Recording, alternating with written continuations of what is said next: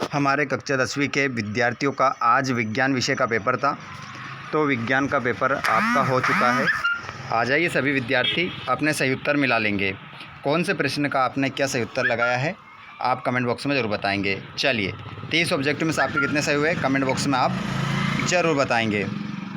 पहला क्वेश्चन आपकी स्क्रीन पर आएगा। पहला क्वेश्चन है, अपच का उपचार करने के लिए निम्नलिखित में से किस औषधि का उपयोग होता है। तो यहाँ पर आपका आंसर था एंटासिड। एंटासिड आपका करेक्ट आंसर। खाना बनाते समय यदि बर्तन की तली बाहर से काली हो रही है तो इसका मतलब ईंधन पूरी तरह से नहीं जल रहा है। उसके बाद में अगला क्वेश्चन, पादप में जाइलम उत्तरदायी है। तो यहाँ पर आपका करेक्ट आंसर होगा जल का वहन। और ZNO+C जो क्रिया हो रही है Zn+CO से हो रही है। तो ये उपर्युक्त जो अभिक्रिया है किस प्रकार की है। तो यहाँ पर आपका आंसर हो जाएगा अपचयन या उपचयन अभिक्रिया है ना, जिसे हम रेडॉक्स अभिक्रिया भी कहते हैं। तो ये आंसर हो गया है। उसके बाद में अगला क्वेश्चन है, अलैंगिक जनन मुकुलन द्वारा होता है। क्वेश्चन नंबर 5 का आंसर तो ईस्ट में होता है। मानव नेत्र जिस भाग पर किसी वस्तु का प्रतिबिंब बनाता है वो है, तो उसे हम बोलते हैं बच्चों दृष्टि पटल, या उसे हम रेटिना भी कहते हैं। आपका आंसर हो जाएगा। तो ये 6 ऑब्जेक्टिव हमारे क्लियर हो गए। उसके बाद में इंग्लिश मीडियम वाले बच्चे सेम आंसर लगाएंगे हिंदी मीडियम के अकॉर्डिंग। उसके बाद हम आगे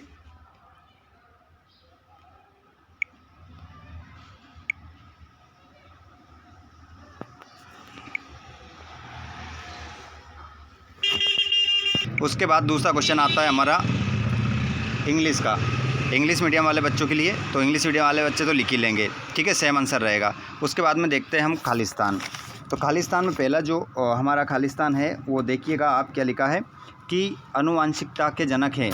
तो आप सभी जानते हैं ग्रेगर जॉन मेंडल इनका पूरा नाम है।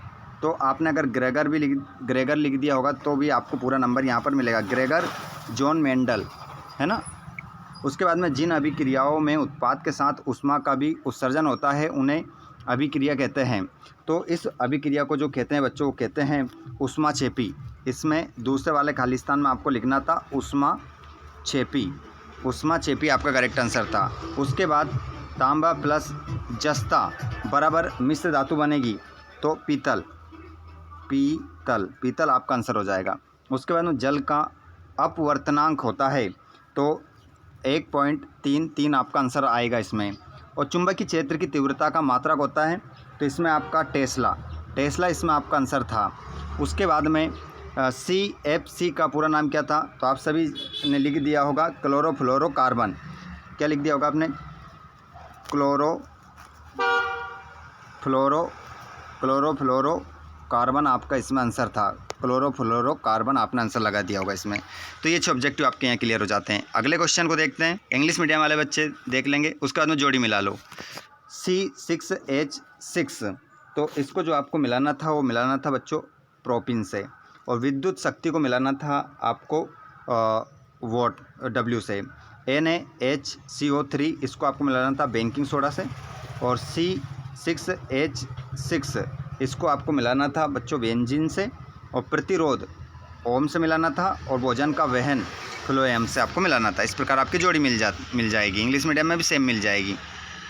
उसके बाद में अगला क्वेश्चन आता है चौथा वाला, जिसमें हम देखेंगे सत्य। साग सब्जियों का विघटित होकर कंपोस्ट बनना ऊष्माक्षेपी अभिक्रिया का उदाहरण है, सत्य।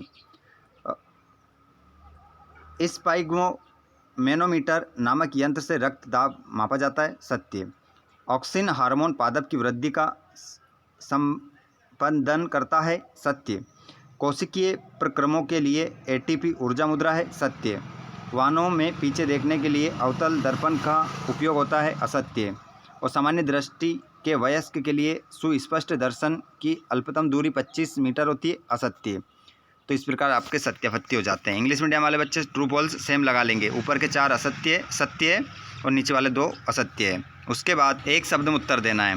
इंसुलिन हार्मोन का कार्य, तो पहला जो आंसर है इसका जो आंसर आप लगाएंगे वो लगाएंगे शर्करा के स्तर को नियंत्रित करता है। क्या लगाएंगे, शर्करा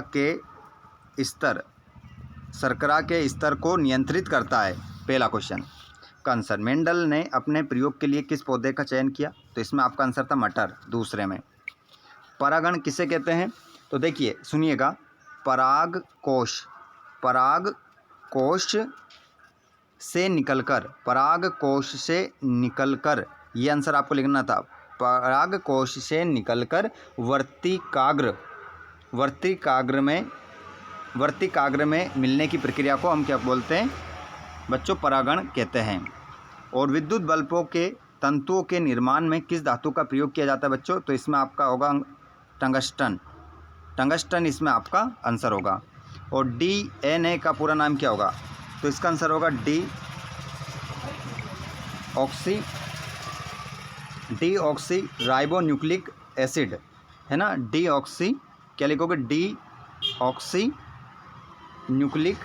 राइबोन्यूक्लिक एसिड, यहाँ पर लिख देता हूँ डीऑक्सी राइबो, इतना लिखना है राइबो, फिर लिखना है आपको